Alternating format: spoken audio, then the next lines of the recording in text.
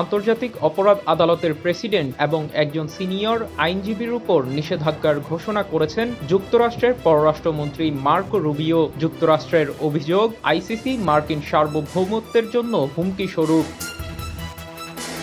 মার্কিন পররাষ্ট্রমন্ত্রী Marco Rubio সামাজিক যোগাযোগ মাধ্যমে জানান, আইসিসির প্রধান বিচারপতি তোমোকো আকানে ও জ্যেষ্ঠ আইনজীবী আবদুল্লায়ে সেয়ের উপর নিষেধাজ্ঞা আরোপ করা হয়েছে।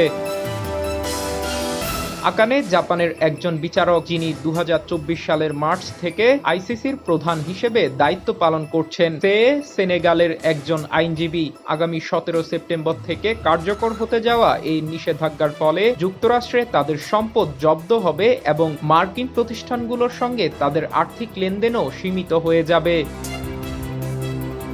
এ সিদ্ধান্তকে অত্যন্ত দুঃখজনক বলে মন্তব্য করেছে জাপানের পররাষ্ট্র মন্ত্রণালয়। অন্যদিকে নেদারল্যান্ডসের পররাষ্ট্রমন্ত্রী টম বেরেন্টসেন এই নিষেধাজ্ঞার প্রতি অসন্তোষ প্রকাশ করে বলেছেন, আন্তর্জাতিক আদালত ও ট্রাইব্যুনালগুলোকে স্বাধীনভাবে দায়িত্ব পালনের সুযোগ দিতে হবে। এর আগেও 1 ডজনের বেশি আইসিসি বিচারক ও কৌঁসুলির উপর নিষেধাজ্ঞা দিয়েছে যুক্তরাষ্ট্র, যার জেরে আন্তর্জাতিক ব্যাংকিং ব্যবস্থা থেকে অনেকটাই বিচ্ছিন্ন হয়ে পড়ছেন তারা। জাতিসংঘের বিশেষ দূত ফ্রান্সেসকা আলবানিস সহ বেশ কিছু মানবাধিকার কর্মীর উপরও একই কারণে আর্থিক নিষেধাজ্ঞা দিয়েছে ওয়াশিংটন। গত জুনে 3 জন আইসিসি বিচারক এসব নিষেধাজ্ঞাকে খামখেয়ালি আখ্যা দিয়ে ট্রাম্প প্রশাসনের বিরুদ্ধে মামলা করেন।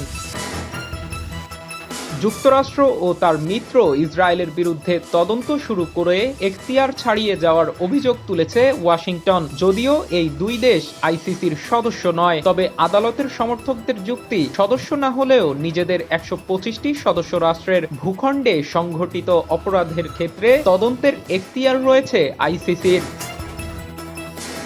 গণহত্যা, যুদ্ধাপরাধ ও মানবতা বিরোধী অপরাধের তদন্তই এ আদালতের মূল দায়িত্ব। 2024 সালে গাজায় যুদ্ধাপরাধের অভিযোগে ইসরায়েলি প্রধানমন্ত্রী বেনিয়ামিন নেতানিয়াহু ও সাবেক প্রতিরক্ষামন্ত্রী ইয়োয়াব গালান্তের বিরুদ্ধে গ্রেফতারি পরোয়ানা জারি করেছিল আদালত। এ নিষেধাজ্ঞাকে স্বাগত জানিয়ে নেতানিয়াহু আইসিসিকে একটি ভাওতাবাজ আদালত বলে কটাক্ষ করেছেন।